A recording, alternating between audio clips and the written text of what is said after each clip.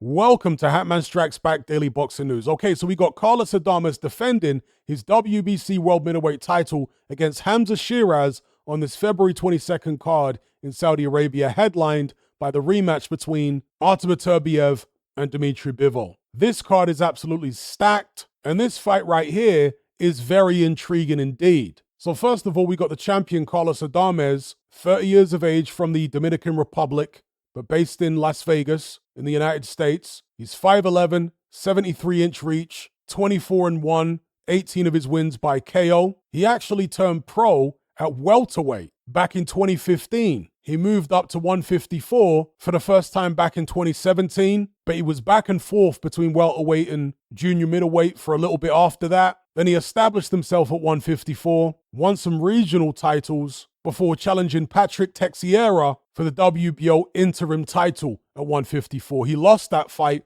on a UD over 12. Teixeira is a very awkward customer. Adames was actually dropped in that fight. Since then, he bounced back. He had wins over Sergey Derevenchenko, although that was controversial, and also Julian Williams, both at 160 pounds. He managed to stop Williams in the 9th. He won the WBC interim middleweight title that night and was subsequently elevated to full champion. Now, as for Hamzah Sheeraz, he's a British fighter of Pakistani extraction, 25 years of age, 6'3", so very tall for a middleweight, 75-inch reach. He's 21-0, 17 KOs. Perfect record so far, although earlier on in his career, he did have a little blip against Bradley Skeet. He won the fight officially, but it was seen as controversial. Many of you guys will remember that one. But he's based himself in the United States. He's got a Mexican trainer, and I think it's paid dividends because he has come on leaps and bounds since that Bradley Skeet fight. His technique has improved. His speed has improved. It looks like even his power has improved. He's been going from strength to strength. Now, granted, he hasn't been fighting elite opposition, but they have been stepping him up. He stopped Liam Williams in 1 round, and then after that, he took the unbeaten record of Austin Ammo Williams. That was earlier on this year. He stopped him in 11 rounds. In his most recent bout, he stopped Tyler Denny in 2 rounds, who was coming off a good win over Felix Cash. Hamzah Sheeraz is a tall, rangy fighter with a very good jab, good power in both hands, throws combinations to head and body. He's learned how to work well at range now, because earlier on in his career, he was a bit of Antonio Margarito type fighter who would give away his height and reach and slug on the inside, and he can still slug on the inside even now. But as I say, he's developed his long range game over the past couple years, very impressively. However, Carlos Adames represents by far and away the toughest test of his career so far, at least on paper. Adames is rough, he's tough, he throws a lot of shots, he's aggressive,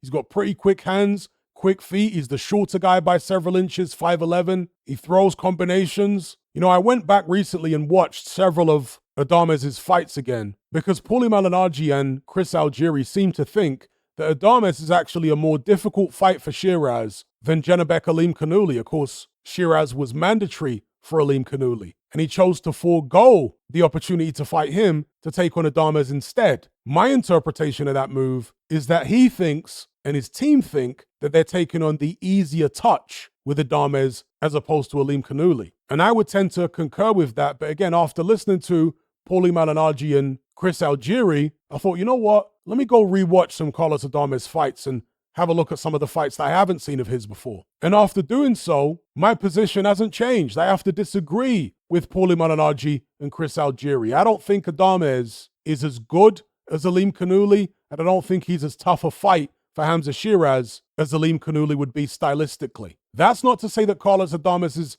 a pushover. Not at all. I think Hamzah Sheeraz could well have his hands full here. I don't think this is a foregone conclusion by any stretch of the imagination. With that being said, I do make Hamzah Sheeraz the favorite here. I suspect he's going to be a bit too big, a bit too rangy, and a bit too powerful for Adames. I think the fight is really going to hinge on whether Sheeraz can keep Adames on the end of his jab, pinned on the outside. If he can, he wins the fight. If he can't, things could get dicey for him. Because as I say, Adames is a very rough customer, throws combinations up close, digs to the body. He can disrupt you if he can get inside your reach. But I'm banking on Sheeraz being able to keep him on the outside. I'm sure Adames will get on the inside in spots, and he'll definitely have his moments, but I want to say Sheeraz frustrates him, hits him with some big shots, spears him with that jab, and takes a 12-round decision to become the new WBC World Middleweight Champion. I think he does have the power to stop Adames, but Adames is wily. He's tricky. He might just have enough experience and enough savvy to avoid being knocked out, but we'll see. Let me know what you guys think about this fight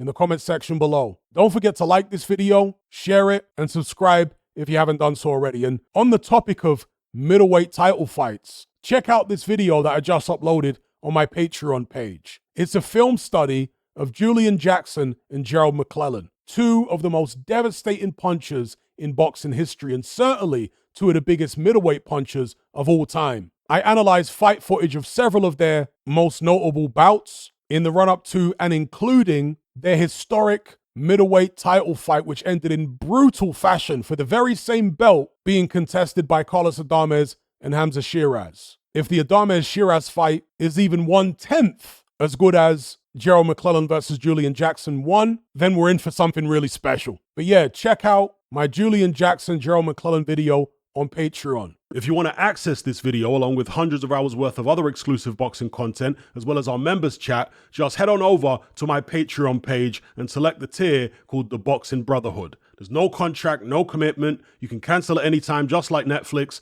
but it's a hell of a lot cheaper. Just download the app from the Play Store or the App Store. All the links are in the description box below. And just a quick money-saving tip for Apple users. If you purchase your Patreon subscription on the desktop site or on Android, then you'll avoid the ridiculous 30% fee that Apple charges for purchases made on the iOS app. So if you're on iPhone or iPad, save yourself some money by buying your subscription on the actual Patreon website or on Android, because it's a lot cheaper. Once you've made that initial purchase, you can then use the Patreon app on your iPhone or iPad thereafter to access and enjoy your content as normal.